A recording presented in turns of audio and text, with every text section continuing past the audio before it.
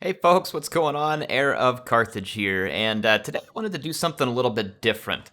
We're in that awkward period, right, where it's been a long time since we've had a new Total War Warhammer game release. We got Game 1, we got Game 2, and now we find ourselves in this long wait for Game 3. And I think a lot of us have some ideas of what types of factions we're going to see in Game 3, and that's fairly obvious because there's only so many left that haven't been visited yet.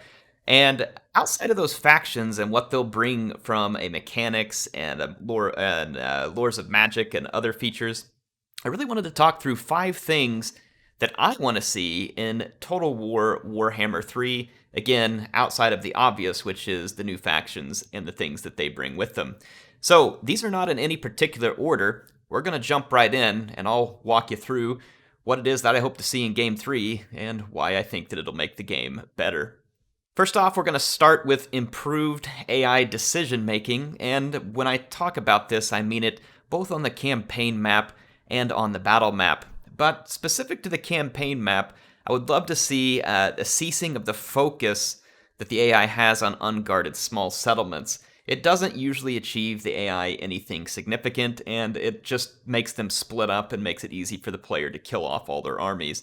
The AI should focus on knockout blows to the player when possible, rather than looking at these small settlements because it's an easy target. Have the decision making be more prioritized on how it's going to defeat the player rather than how it's going to annoy the player. Then also, they need to be smarter about how they focus their forces when necessary. Like I said, instead of fanning out all over the map looking for stuff that's unguarded. Too many times, I've had an AI that completely outmatches me, both in strength of numbers and in quality of units, that gets defeated because it's busy spanning its forces out looking for unguarded settlements rather than just coming and focusing all those stacks against mine and winning a rather straightforward victory.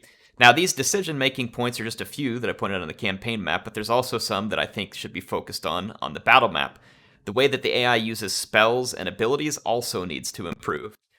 For instance, healing is a good example. Sometimes when you fight the AI, as soon as you do just a hair of damage, and sometimes even before that, the AI will pop a healing spell or Alariel's Star of Avalorn.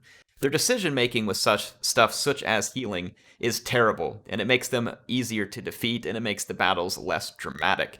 The game is fun, yes, I don't have any major implications of Warhammer 2 being fun, but if we're talking about things that'll make Game 3 all that much better, I think this is one of them. Things to include in this would be like the AI looking for blobs and then being sure to punish blobs from the player. So if you put all your units together and they have a vortex spell, they're going to make you pay for it. And then decision making improved on when to use what type of spell. Sometimes I'll go into combat and the AI will just spam missile spells at me, or they'll spam a damage spell. They don't seem to have a really good focus on when to use what type of spell. Magic is just one example of some of the decision making that needs to be improved on the battle map. Others would be artillery targeting improvements. So, for instance, have the AI not fall for the ammo baiting, where you can just walk your single entity lord and dodge all their shots until they're out of ammo. I know that already happens at the higher difficulty settings to some degree, but it needs to happen in general. The AI should also be smarter about picking targets, not firing mortars at single entity monsters or cannons at yes, they can hit infantry units, but ignoring your large unit and firing the cannons at your infantry unit or your skirmishers. And then pathfinding improvements. A lot of times on a map, whenever there's some kind of choke point, the AI will inevitably blob around it, and you can use it to punish and destroy them easily with large vortex spells. So pathfinding. So those are a few ways in which improved AI decision making could actually have a big impact on Game 3 and really set it apart from Games 1 and 2 in terms of being an overall masterpiece. All right, next up for discussion would be I want to see more variety in battle maps. I think we all saw whenever CA gave us the custom map editor just what can be done when it comes to maps in Total War Warhammer. The maps that I have seen come from players, and CA, honestly, CA's got some really cool maps out there too, are just incredible. And they add a whole lot to the fun and feel of a game. And just a few ideas to put with this so that it's not so general. This is an example. Each faction's capital, for instance, should have a unique map with unique defensive capabilities that suit that faction. So, for instance, Bretonnia's capital maybe should have a way where cavalry can play into the siege defense. The lizard men with all of their magic and their geomantic web, that should play into their faction capital. There should be big laser things and all kinds of stuff defending it. because they're the lizard men, and so on and so on. Add those for each faction's capital. Make taking the faction capital really something special, or defending it something special.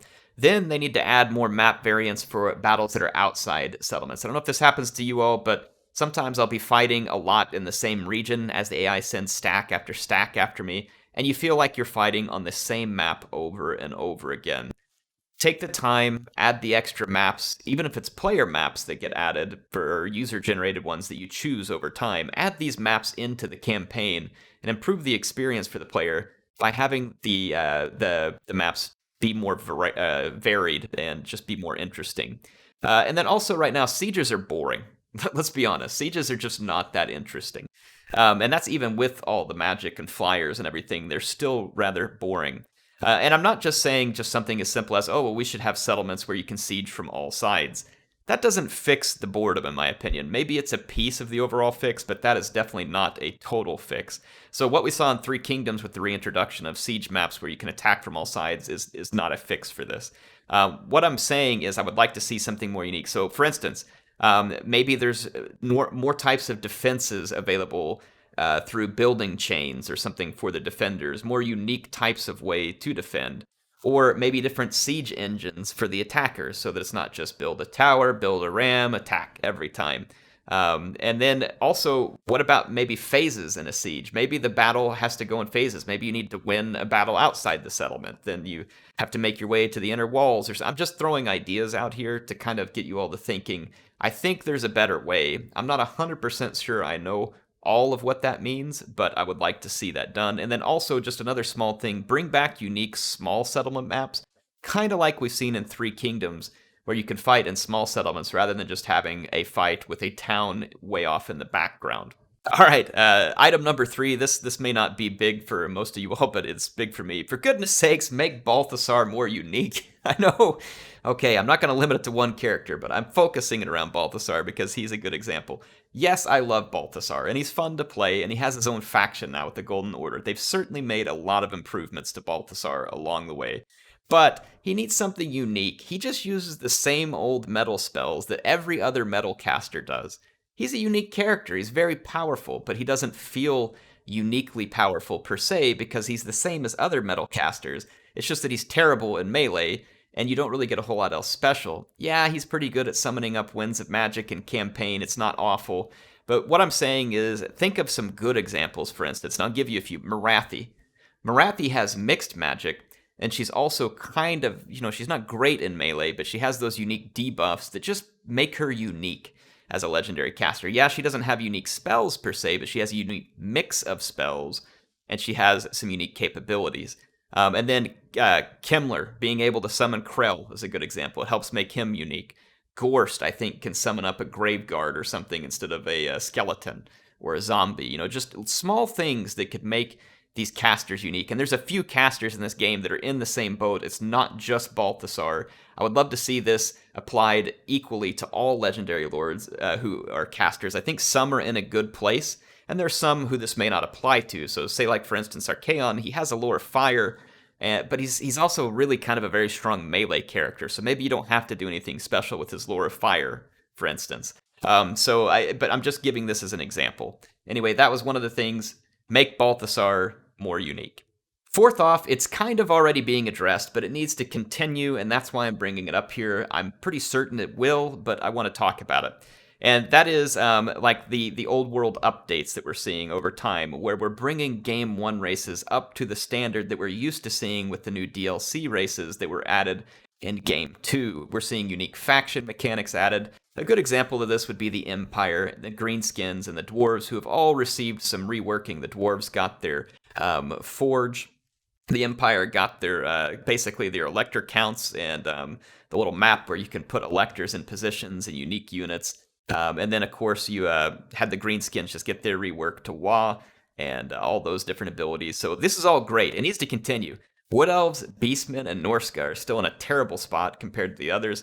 I'm pretty certain that CA's already said that they're going to work on this, and I want this to be continued because I think this is very important to Game 3. When we get to Game 3, it's going to be all 3 games in one, and we definitely want to have all the factions be on the same standing. Just a couple of ideas that I'm going to pitch out here quickly. These are not an end-all, be-all list of any sort, but for instance, Wood Elves, Beastmen, and Norska, they all need more legendary lords. And then on top of that, Wood Elves, just as an example, they need to do something like this amber mechanic they have is boring. They need to be able to like spread the forest. And that should come with certain buffs when they're fighting in the forest. Like a lot of their units already have these buffs, but a lot of the maps don't have woods. Add something like, for instance, that Wood Elf archers can fire out of the woods without having their shots blocked.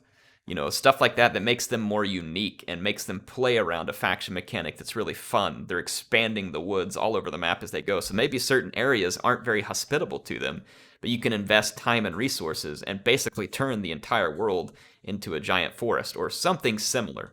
Just seems like that would be really fun. Again, you all can come up with ideas and share them. Beastmen, I don't know as much about the lore of Beastmen, so I don't have a similar suggestion with them, but I would like to see something along those lines. I would love to see you all go down in the comments and tell me what you think would be good additions like this for the Beastmen.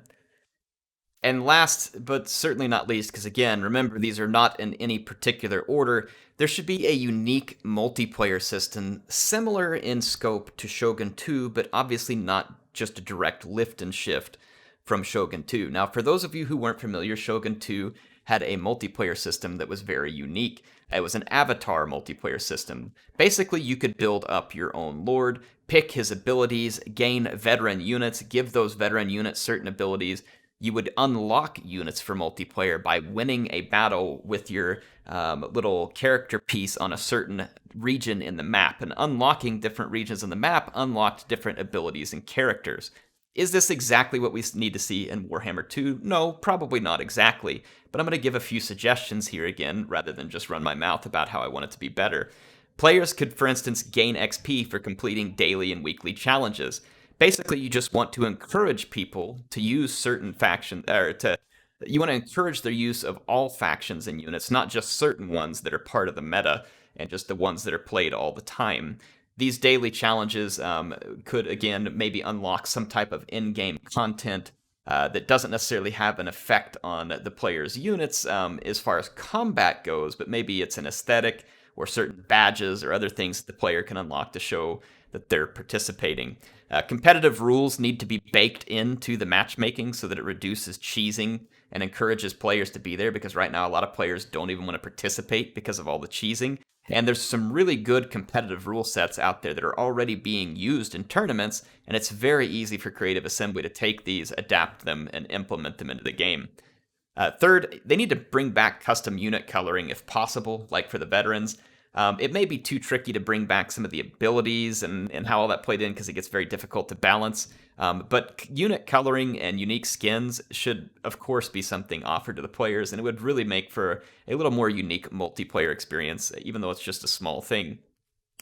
And even though it doesn't have to be exactly the same as Shogun 2, I would love to see some type of map, like the Avatar Conquest map that was in Shogun 2. Does it mean that you get to unlock buffs or other stuff for it? No, not necessarily, but think how cool it would be as you picked a faction. There was a reason to come back and keep playing multiplayer. If you unlock the whole map, it unlocks a certain achievement and maybe some different skins for different units or other stuff like that you can use from there on out. That's kind of like a badge of honor for you having gone through the process, and it gives you a reason to keep coming back to multiplayer because, hey, I get something out of this, and there's an objective in the end for me to come.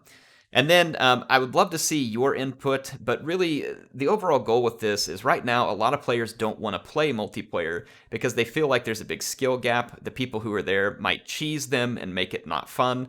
And then why go play multiplayer? There's really no reason to. You don't get anything for it. And so that's what I want to see addressed in the multiplayer in Game 3, and I really want it to be unique and something that we can all be proud of in a game that's going to be as big and immense as Warhammer 3. All right, well, that wraps up the list of these 5. It's not the only 5 things that we want to see in Game 3. And again, remember that this is outside of the obvious, which is going to be new factions, the magic, and everything that they bring with them.